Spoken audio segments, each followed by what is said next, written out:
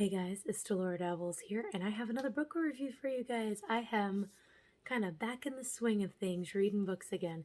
So this one is The Witch's Book of Power by Devin Hunter. As you can see, there's lots of tabs, so you know what that means. This book covers a wide range of topics, all of which I found useful. So, okay. I have been listening to Devin Hunter's podcast, and I've really been enjoying it. And so I was like, okay, because I saw that he had The Witch's Book of Spirits. But then I saw that was a second book in a series, so I had to read the first one first because OCD. Anyway, this one is great. We're going to start with the table of contents. And there's lots of sub-chapters. We're going to be going through quite a few pages of this because he's got all of the little subheadings in here as well.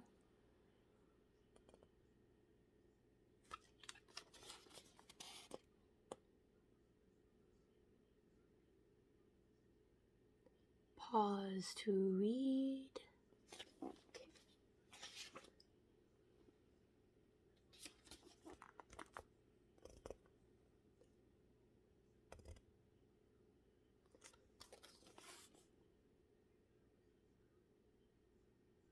Okay. All right. He wants to make sure you can find everything. Right?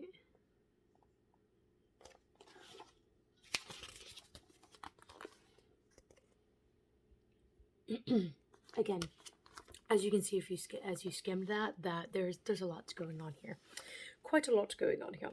So I'm going to go through basically what I tabbed and some other stuff. The first little bit is kind of like, I see a lot of like cross between Psychic Witch by Matt Oren with this one. And I'm not doing a review of Psychic Witch simply because there are so many out there. That would be redundant. But this one, practical steps to frequency adjustment. Describing what things are at the very beginning without it being too heavy.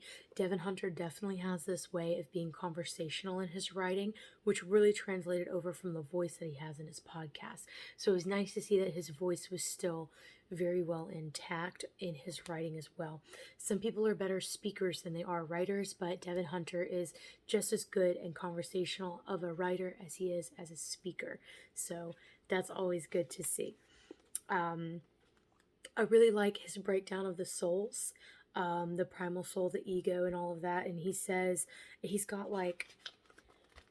has like a piano keyboard that shows you like the specific frequencies of each part of the soul, like so you can kind of find like music or instruments that fit in that frequency and apply music to your work, right? Lots of meditations, lots of cool stuff to do. And then he has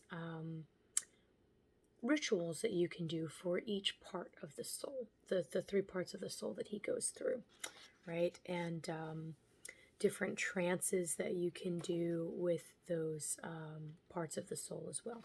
And he has animal associations with the different souls. I didn't resonate as much with the animals because he basically says the primal soul is the snake, the ego soul is the spider, and the higher self is the owl. I'm like, okay.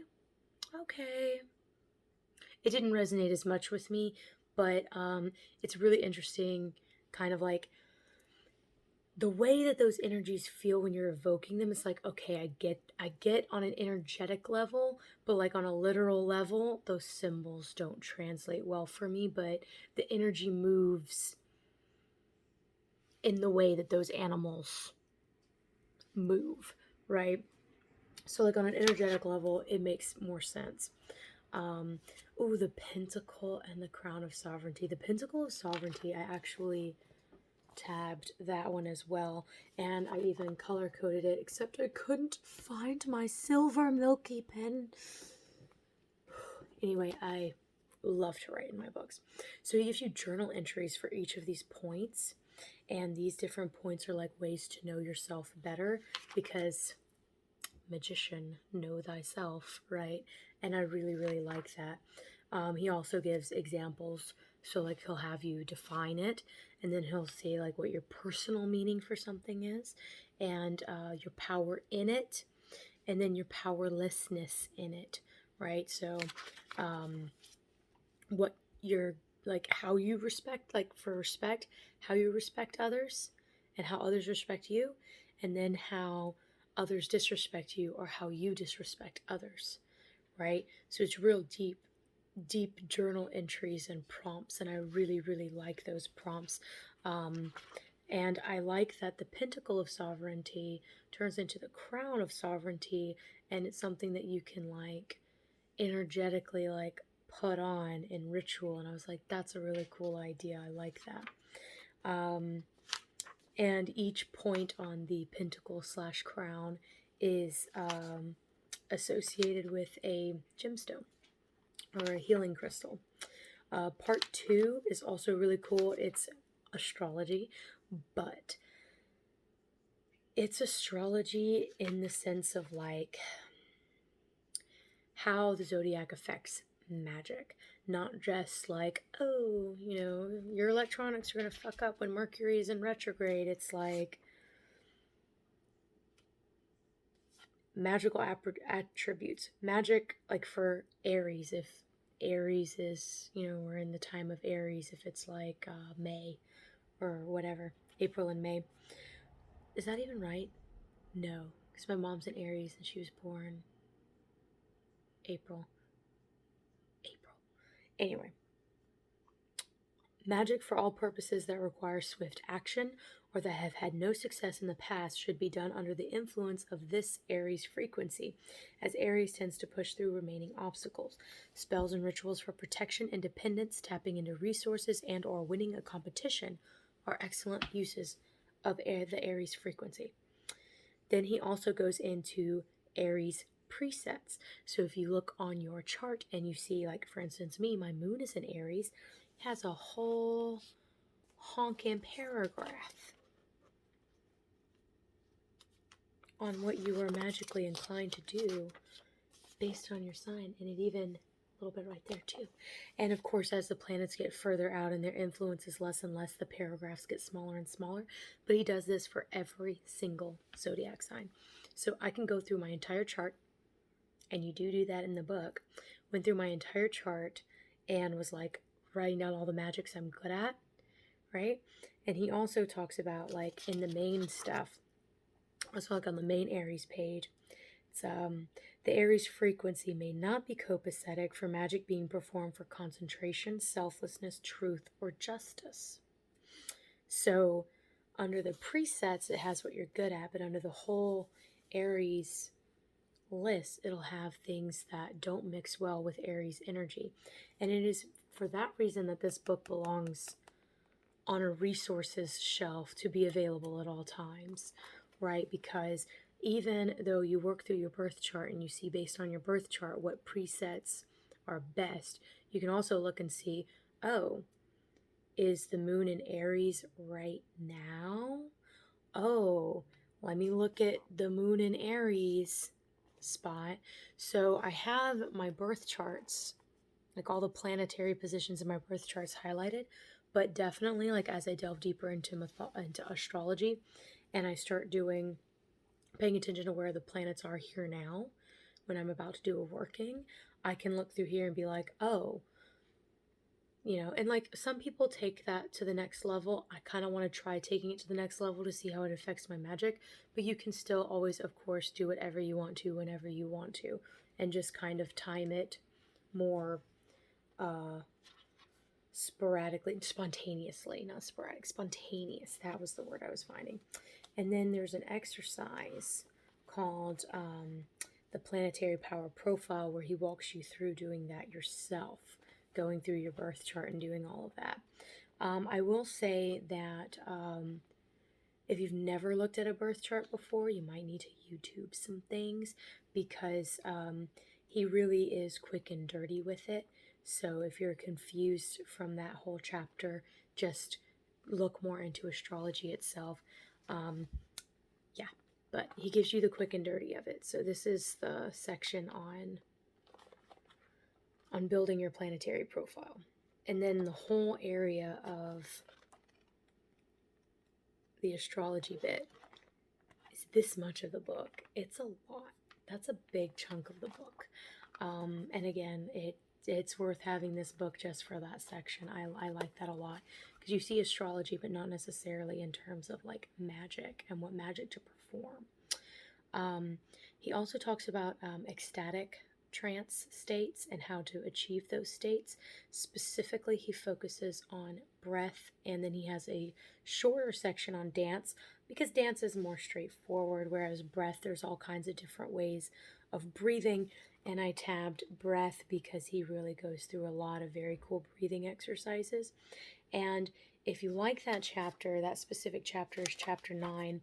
If you like that chapter and you like all the different ways to enter ecstatic trance, you should pick up Gates of Witchcraft by Christopher Pinchak. So if you've read this book and you really like chapter 9, you really like the breathing exercises and the dancing and the whatnots, get Gates of Witchcraft by Pinchak, because he talks about every element: smell, taste, sight, things that you can bring into your space to bring more energy into it. But he also talks about, because there's ecstatic trance, then there's the opposite of ecstatic. I can't remember the word for it right now. Anyway, whatever. Chapter 10 talks about Diana, Dionysus, and Aradia. And Diana and Dionysus are the god and goddess of witchcraft, as he explains it, and all of that. So there's some deity stuff in that chapter. I don't really like, I kind of have I have that part figured out, if that makes sense. So this was a fun and interesting read, but I haven't done any of the workings in that chapter. Allies of the Witch talks about spirits, and he goes through angels, demons. He sets the record straight on those things, but he talks about the dead and the difference between like beloved dead, mighty dead, and disincarnate. And I like the vocabulary, right? The fae, familiars, land spirits, spirit guides, and things like that. And then the conclusion. This was a very good, very fun book. Lots of exercises in here. Some of the exercises I was like, oh, I have an exercise that kind of does this that I've already got incorporated into my practice. But then there were some, like the Pentacle of Power or Pentacle of Sovereignty, that I was like, ooh, I want to incorporate that. So even though you might already have a good working knowledge of the basics, this is still a pretty good, fun read, very well written, and everything like makes sense. Like whenever I'm reading the astrology section on magic, just on the little bit of astrology I know, I'm like, that resonates, that jives, like that makes sense based on what I've learned about astrology. Like, so definitely not pulling anything out of his ass either, because that's another thing. Sometimes you read stuff that is very well written but not very well researched, or you don't know where the research comes from. And I love that a lot of the books being put out by Llewellyn right now, there's a whole bibliography, there's footnotes, they will name drop other writers so that you can see that there is a tradition of using the planets in this way, or using whatever he's using in the way that he's using it. There's an actual tradition behind it, and I love that, because I feel like 20 years ago, a lot of people were really just publishing shit and pulling it out of their asses, and you see that happening on TikTok now. Ugh. So I love someone who cites their sources and he shares a lot, because he's in the Sacred Fires tradition, and he kind of created that whole system, and he's very transparent about his system. He's not trying to get you to join his coven. He's just kind of like, here's what we do in Sacred Fires, and it's not like shrouded in secrecy or anything, and it's not elitist in any way either.